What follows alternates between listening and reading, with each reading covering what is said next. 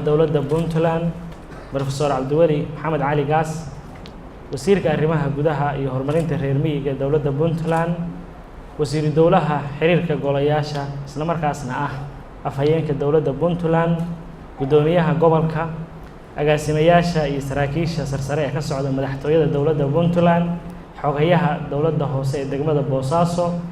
xubnaha iyo xildhibaanada sharafta leh ee golaha deegaanka ee degmada Boosaaso iyo ciddii kale oo marti oo nagala joogta dowladda hoose iyo lahaantiinba assalaamu calaykum waraxmatullaahi tacaala wabarakaatu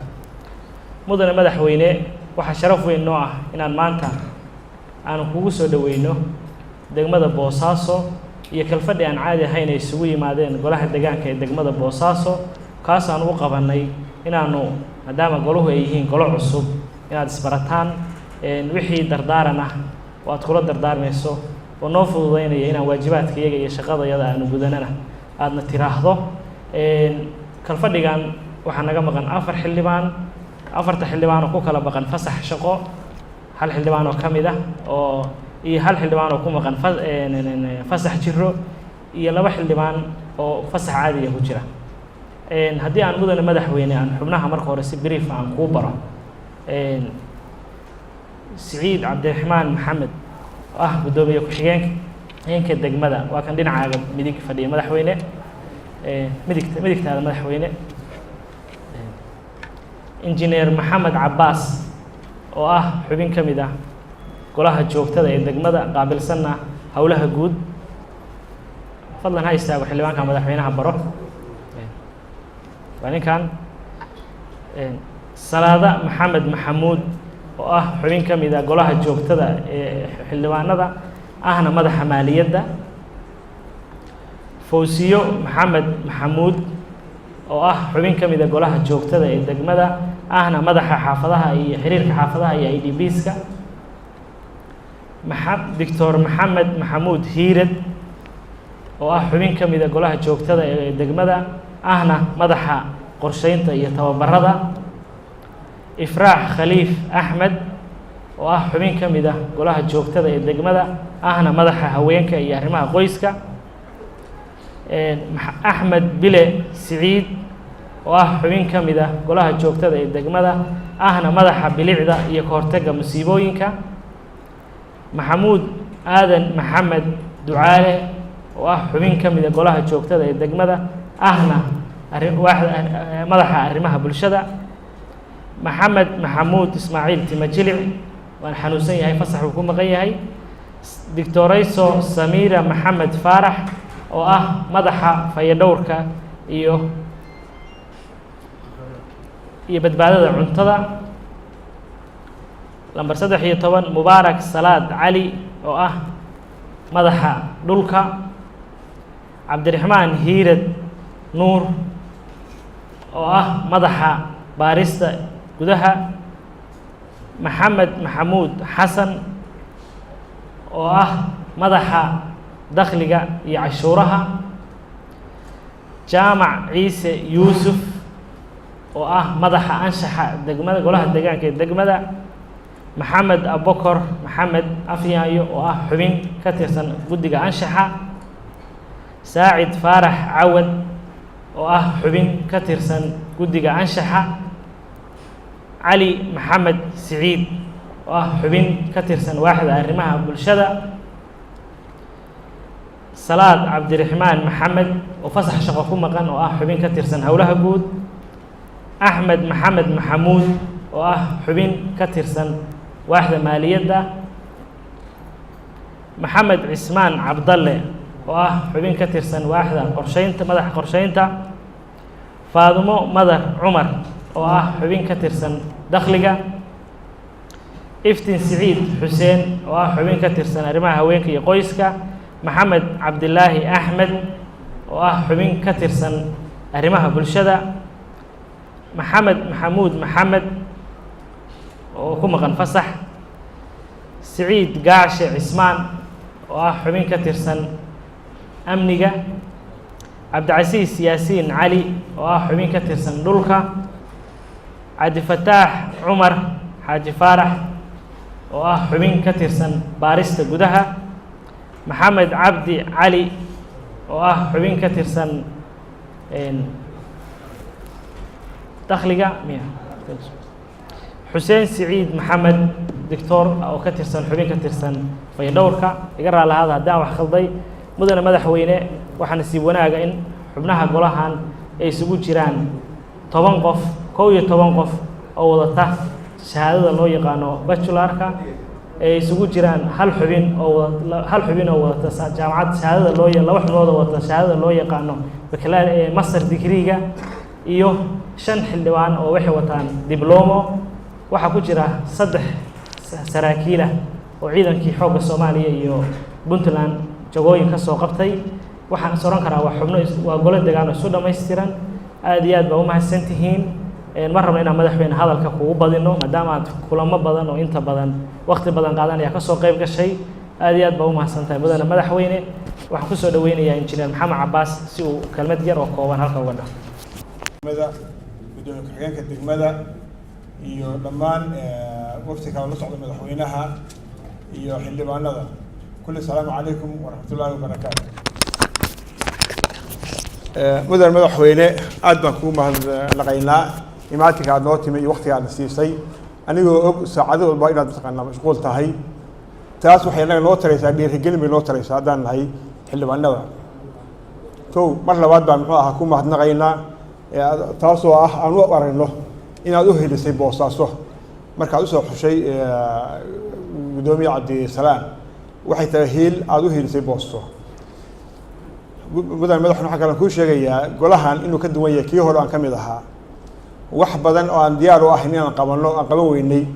ayaan hadda ku ballannay inaan 3 bilood ku dhammayno howlahana hor yaalla howl aad u ballaaran weeye boosaaso waa magaalo aad u weyn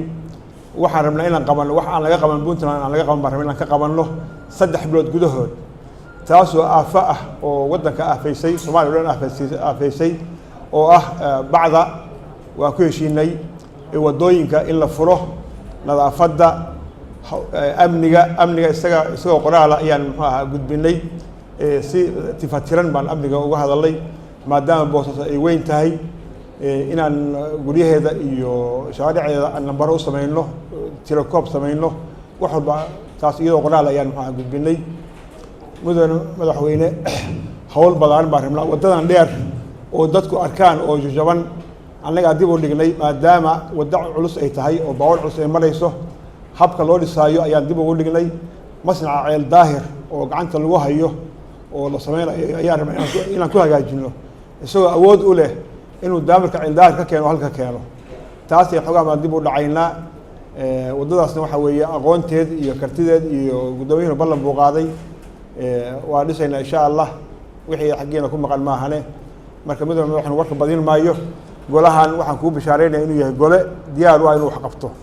oo Puntland u noqdo muxuu ahaa tilmaan muuqata Puntland inuu noqdo ayaan insha Allah rajaynaynaa salaamu calaykum madaxweynaha dowladda Puntland Cabdiweli Maxamed Cali Gaas wasiirka arrimaha gudaha wasiir dowlaha xiriirka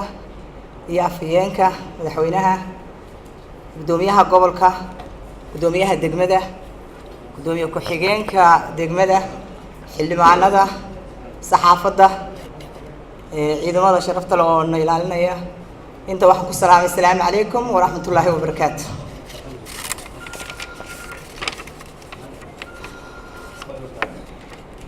halkan wax yaroo nuqul waan ka soo gudbinaynaa maadaama anagu nahay xildhibaano cusub waxyaalo badan oo annaga baahidayada oo aanu istusnay ku madaxweynaha dowladda Puntland gudoomiyaha gobolka wasaaradda gudoomiyaha gobolka wasaaradda arrimaha gudaha ujeedda soo gudbin qayb ka mid ah baahiyaha degmada Boosaaso mudane madaxweyne waxaan si xushmad leh iyo qadarin mudan kugu soo gudbinaynaa qayb ka mid ah baahida degmadu qabto ee Boosaaso maadaama ay tahay magaaladii ugu weyneyd ee Puntland ahna magaaladii ganacsiga xoogaa hadda ayaamahana ay amnigeeda iyo hawlaheeduba ay galeen xoogaa digo mudane madaxweyne waxaan si xushmad leh kaaga codsanaynaa number 1 in degmada loo sameeyo ciidan dharcada ciidan dharcada in loo sameeyo maadaama ay xoogaa amnigi yara alaabay oo uu ku jiro gaabis hay'aanka dowladda Puntland golaha fulinta degmada golaha xildhibaanada golaha deegaanka ee degmada Boosod baada saxaafadda ciidamada dhamaantood assalaamu calaykum waraxmatullaahi wabarakaatuh salaan kadib golaha deegaanka degmada Boosaaso waxaan filayaa opportunity-ga ama nasiibka aad u hesheen weli ma arkin golo deegaan oo la soo doortay oo si gaara madaxweynuhu muxuu ahayday uu ugu yimaado oo u qaabilo waxatiin intaan ogahay kolley intaan golayaasha aan joogay xaflado waa dhici kartaa laakiin in madaxweynihii dowladda Puntland uu yiraahdo golihii deegaanka cusbaa keligoodaan arkaya ururo bulsho ma jiraan odayaal ma jiro iyo wasaaradii ka tirsaneedu arrimaha gudaha ma ahayo xukuumadda inta la socoto ma aha ma dhicin wixii madaxweynuhu markaa sida gaarka ah ee xushmada leh ee qadarinta leh oo saaka shaqooyinkii kale oo dhan muxuu ahayd gobolka ka socday martida loogu ahaa uu u joojiyay baa jirta madaxweynuhu isagaana diini sheegi doona mudane madaxweyne sida muxuu ahayd duqa magaaladu sheegay waxaan qabaa xubnahan 31 waa xubno isu dheelitiran waxaa ku jira shaqaale dawladeed oo ahayd inay ku jiraan waxaa ku jira isuduwayaal heer gobola waxaa ku jira dhakhaatiirtii waxaa ku jira saraakiil ciidan oo noocyada muxuu ahayd ciidanka kulay intaan hubo booliis iyo military intaba way ku jiraan waxaa ku jira muxuu ahayd 2 nin oo master ah iyo dhowr nin oo muxuu ahayd BS sita wuu isu dheelitiran yahay dalka iyo dadkuba 31kaas qof baa muxuu ahayday waxaa laga sugayaa horumarkii dalka waxaa laga sugayaa wax allaale wixii magaaladaas ay ku horumari lahayd talada iyada lagu wareejiyay iyagana lagu muxuu ahayday laga sugayaa wixii laynu oran lahaa waxaanu ka sugaynaa wasiirka iyo madaxweynaha xafladana madaxweynaha muxuu ahayday iyo duqa magaalada waxay codsadeen in golaha la arko marka waxaad noqon doontaan golo ka duwan golayaasha kale ee Puntland muxuu ahayd maadaama madaxweynaha waxa laga yaabaa inay xujo ku noqoto laakiin adigu qolo cusub baa tihiin jaaniskaasaad baad hesheen intaasaan oran lahaa waxaan rabaa inaan ku soo dhaweeyo wasiirka wasaaradda arrimaha gudaha dowladaha hoose iyo horumarinta reer miyiga waxaan salaamayaa madaxweynaha dowladda Puntland wasiir dowlaha madaxtooyada gudoomiyaha gobolka duqa degmada iyo ku-xigeenkiisa xildhibaanada madaxda madaxtooyada ee kale saraakiisha madaxtooyada halka fadhida ciidamada qalabka sida saraakiishooda iyo askartaba iyo saxaafadda salaamu calaykum waraxmatullahi wabarakaatu mudane madaxweyne mudanayaal golahani waa golihii ugu dadayara ee golayaasha deegaanada waxaana filayaa waxayna si u yeesheen maanta inuu madaxweynuhu la kulmo oo si gaara maadaama ay tahay caasimaddii dhaqaalaha Puntland oo isnagu madaxweynuhu joogo dhawaan la dhisay wixii tabasho ah iyo wixii talo ah inuu ka bixiyo golo madaxweynuhu halkan nasiib ayaad u yeelateen madaxweyne muddadii aan joogay anigu wasaaradda oo sanad iyo xoogaa ah waa golihii afraad la dhiso bareedo caluula garowe iyo boosaaso oo isku waqti ah muddo yar kala dambeeyey mudane madaxweyne golahani wuxuu ahaa golihii ugu dhibta yaraa muddadii aanu dhisanay muddo usbuuc ka yar baa lagu dhisay inkastoo aan milanayo qardoofooyinka badan inay gaadheen qolada gobolka iyo ciddii kale ee markaa joogtay guddida ahayd annagu iyadoo salaxaan baanu nimi waxay ahaayeen golihii markii aan joognay sida ugu fiican looga shaqeeyey buu ahaa oo iga shaqeeyeen qolada gobolku iyo isduwaha iyo barasaabka iyo ragga kale la shaqeynayaba waxaan rajaynayaa inay wax badan ka bedeli doonaan caasimadda ganacsiga ee Boosaaso waa jiraan madaxweyne tabashooyin waa jirayaan oo yani loo baahan yahay in Boosaaso laga qabto wax Boosaaso waa caasimaddii dhaqaalihii ugu badnaaba yaalla waxa ugu horeeya la rabo inay ka qabtaan waxa weeye nadaafadda iyo amniga anuu saan qabo way arko in sidii ay ku shaqeeyaan xeer hoosaadkooda iyo sharciga xeerka 7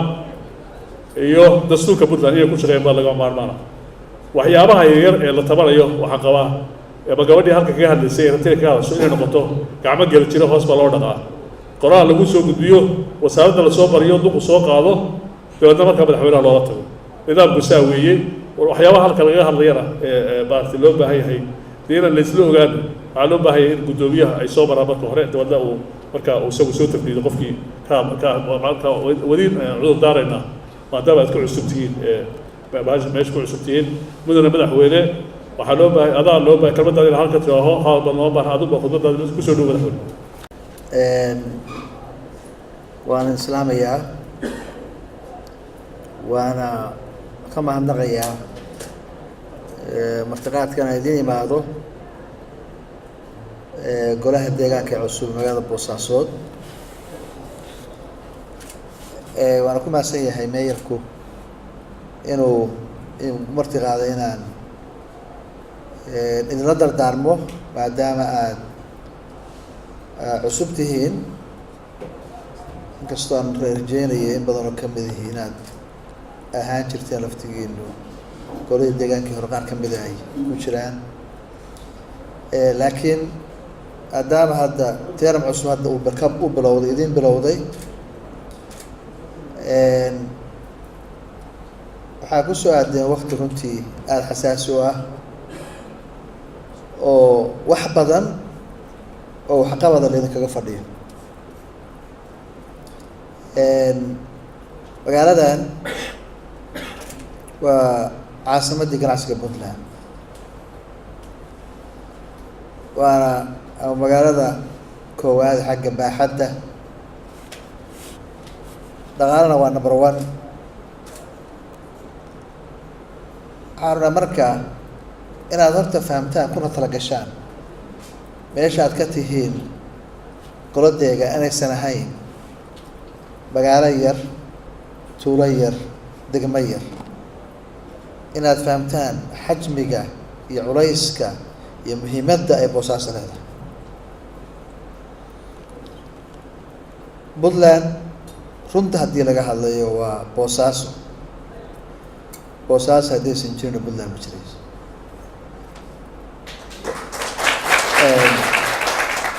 Boosaaso haddaysan amni noqon Puntland amni noqon mayso waxaan rabaa marka inaad runtii aad maskaxdiina ay ku duxdo in mas-uuliyad gaar ah oo dheeraad ah ee golo deegaan ee kale golahayaasha deegaanka kale aan saarnayn inay idin saaran tahay inaad fahamtaan hortaa la isla qaadataan kow golaha deegaanku sida wasiirka uu dow sheegay iyo meeyarkaba laba shaqo ayaa ugu muhiimsan qabashada hawsha oo la rabaa in aad si fiican uga hawlgashaan midda koowaad waxaa weeye waa amniga magaalada number 1 waa amni dakhliga soo baxa in amni lagu bixiyo juhdiga weyn amni aad gelisaan magaalada amnigeeda laga shaqeeyo dhan magaalo weyn laakiin markii la eego dhanka kalena runtii waa la maarayn karaa amnigeeda si sahlan baa loo maarayn karaa sababtoo ah Boosaaso dadkeeda waa is yaqaanaan dadka waxaan rabaa marka qaabkaad uga shaqaynaysaan maaha idinku amni inaad keenaysaan gacmihiina ku wadaan laakiin waxaa weeye dadka deegaanka in la hanto quluubtooda iyo wada shaqayntooda saan mara badan ku celiyey amnigu dadku ka yimaadaa waxaan rabaa dadkii deegaankaad ka timaadeen xaafadaha degan tihiin meel kale kama idnaan imaanin waxaan rabaa marka inaad la timaadaan farsamo aad ku wada shaqaysaan idinka iyo dadka deegaanku oo dadka deegaanku idiin arkaan inaad maslaxadooda ka shaqaynaysaan saas daraaddeed ay idinla shaqeeyaan haddaan wada shaqayn laga helin dadka dabcan waxaa weeye sharwada iyo shido iyo dhib iyo nooc kastaaba way imaanayaan marka waxaan rabaa horta in aad amniga number one priority laga dhigo ama se waxa koowaad muhiimadda koowaad leh farsamadii lagu halan lahaan la timaadaan wixii markaa ka taf dheeraada meeyarka iyo degmada iyo idinka dabcan markaa dowladda dhexa lagula soo laabanaya wax ka qabadkeeda laakiin waxaan aaminsanahay haddii si fiican loo shaqeeyo farsamadu aysan naga xumaanin inaad ku filan tihiin oo ka shaqayn kartaa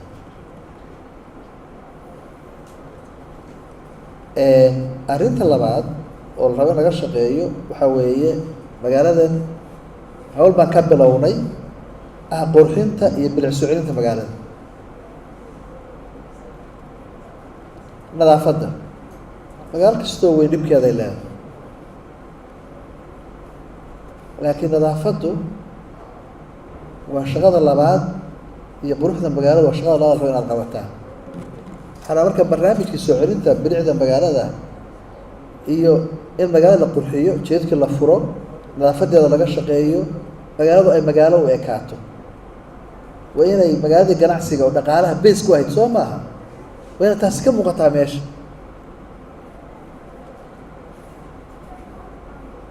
oo dhaqaalaheeda dib loogu celiyaa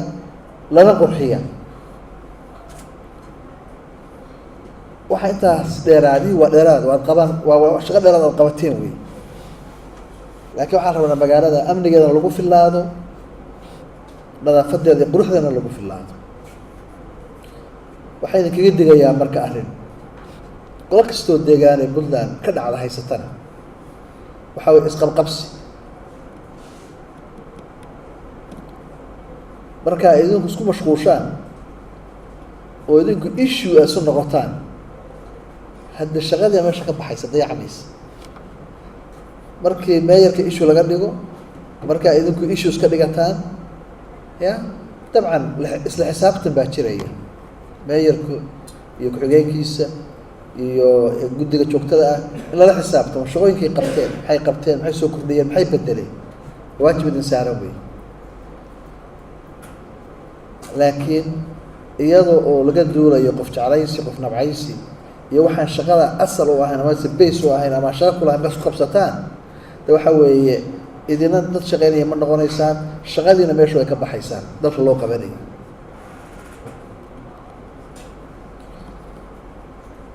mar kasta oo goladeega la dhisana way timaadaa marka waxaan rabnaa inaad midnimo ku shaqaysaan wadajir ku shaqaysaan haddii wax khaldamaana aada xalisataan dhexdeeda ka xalisaan haddii meeyarku khaldamo shaqaysa ka leexdo idinkoo wada jira oon koox ahayn inaad tidhaahdaan guddoomiye hawshasaan kuu dooranay ama sida aan shaqada aan ku imanay qaabkii aan rabay in wax u wado waa ka leexata laakiin kooxaysi iyo group waxaas inaad ka fogaataan midnimo in lagu shaqeeyaa la rabaa qofna qof uma shaqeeyo qofna qof gurigiisa kama shaqeeyo waxaa isugu imanaysaan waa dan caam waa maslaxad guud wey waxaana marka maslaxaddaas guud in aada u quntaan aada isku meel u jeesataan dad dhalinyaraha firfircoon baad ila iga tihiin sida uu sharxay guddoomiyaha degmaduna dee aqoontiina wuxuu ka hadlay backgroundkiina hadii qola yani amnigii qaar kamida ku jiraan aqoontii ay meesha taallo de waxaa rabaa taa inaad ka faa'idaysaan baa la rabaa waa inaad tidhaahdaan la rabaa hal sano ka bacdi inaad tidhaahdaan hal sano ka hor boos xaggee joogtay maanta xaggee joogtaa boosaasa ma ka raysatay dadka aad bedesheen soo u darsatay ya waxaa ceeb noqonaysa in la yidhaahdo boosaas waa u darsatay goliya deegaanka ee hore waxaa la rabaa marka in aada isbeddel muujisaan weliba isbeddel deg deg ah dadku waxay idinka filayaan boosaaso maanta marxalad adag oo kala guriga ku jirta waxaa la idinka rabaa isbeddel muuqda oo deg dega inuu isla markiiba idinka muuqdaan raba dadku waa idin soo eegayaan aad baan idin soo eegaya marka waxaan leeyahay shaqo wanaagsan waxaan leeyahay guulaysta insha allahu waana idinla shaqeynayna insha allah waa maasha